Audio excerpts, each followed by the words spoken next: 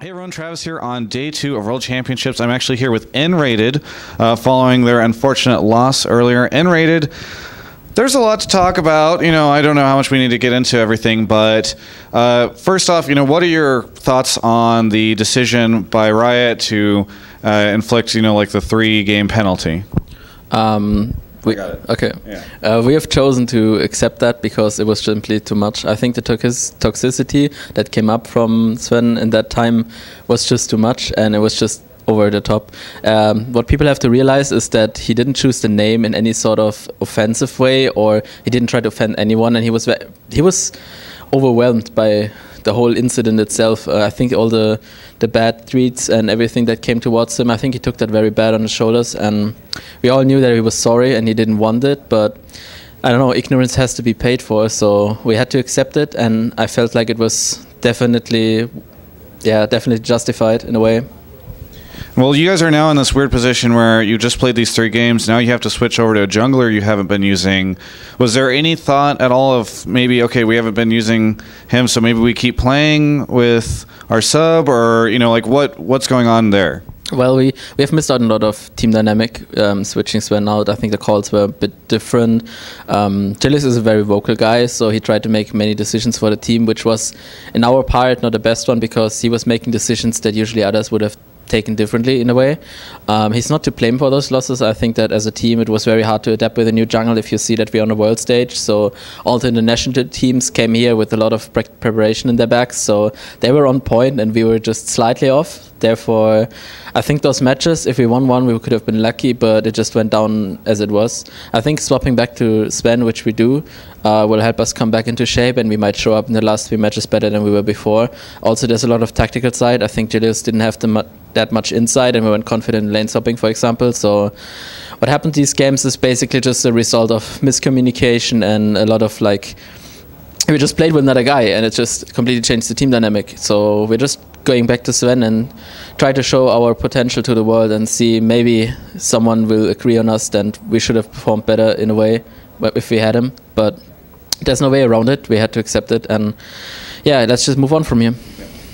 Realistically, as a team, what are you guys looking at in terms of your chances of getting out of the groups now that you're down 3 games? Well, basically, we would have to be in a 4-way tie now. Yeah.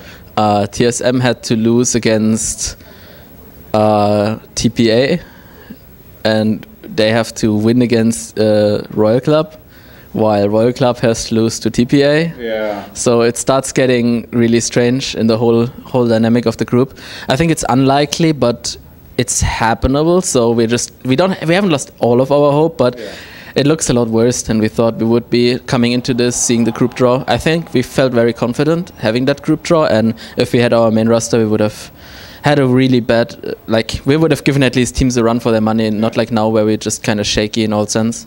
Yeah, sort of bouncing off that topic, and I'm, not to play the what if games too much, but whenever you look at these past 3 games, do you have any thoughts on we would have definitely won this or something like that? I think at least the game versus TPA would have been a sure win if we had Sven. Yeah.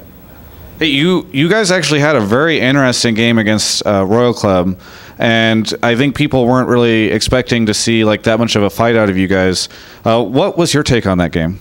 Well, anyone that said we wanted to lane 2-on-2 didn't see what happened.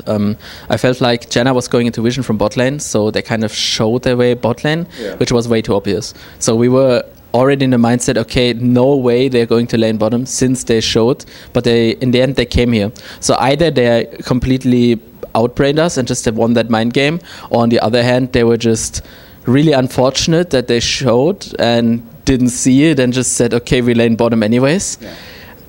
There was a lot of possibility in this, but in the end we chose to lane bottom because we thought there was just simply bait, but it was maybe bait in another sense, so we just grabbed it, and that's why we lost. My On-Gamers colleagues like to talk about your brain. People say that that's one of the greatest strengths of SK is just your mind and the way that you can look at the game. If you guys don't make it out of groups, is there any chance that you could stick around at Worlds in some way, help out any of these Western teams, hopefully give them a little bit of a better chance against some of the Koreans? I think if I got a decent offer from any team and they really wanted me to have him, I would definitely take it, since for me it was all about representing Europe and we were not really successful in that. So if I could get any advantage to any of my colleagues from Europe, I think I would do it, definitely. What about any of the North Americans? Would you defect and help out like at Cloud9 or something like that, or TSM if they get out? Well, I think Cloud9 is good settled with the analysts, and I think going into a team that has a different dynamic and you don't really know the players, I think that would be kind of not beneficial. It would might even hurt them.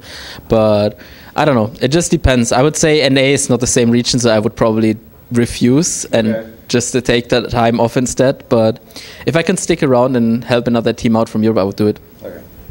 Very good. Well, any final thoughts that you want to share with any of the fans out there? I know SK, obviously, whenever this stuff happens, there's a thing that happens where everybody on the team kind of goes on lockdown on talking. But any final thoughts that you want to share? Well, I hope that we can show up in the last 3 games and just at least show a bit of what we're capable of. I think as a team we were very strong coming into this, and we definitely deserved it, but so far we haven't shown it. I think that with the whole jungle situation, with all the suspension and everything that went on, we just had a really unfortunate time, and I hope people realize that, and we just take the blame for that and just do the best out of it as we can. The last 3 games are hopefully showing a different SK than we've seen in these 3 games that we've played, and yeah, let's just do the best out of it, and we will see. If we make it out of groups, we're the luckiest people that we can ever be, but it's just pure luck now, and it's not even in our hands anymore. At least up to a certain point it might be, but we will see how the groups go down. But we haven't lost all of our hope yet, but it's pretty much stumbling right now. The team mood at least is still somewhat consistent. It's not too bad, so let's just keep the hopes up.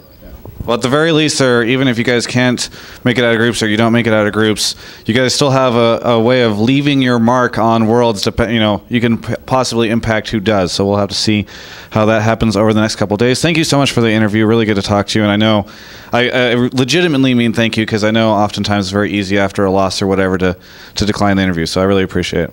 For everyone else, you can check out the rest of our coverage of all things Worlds at ongamers.com.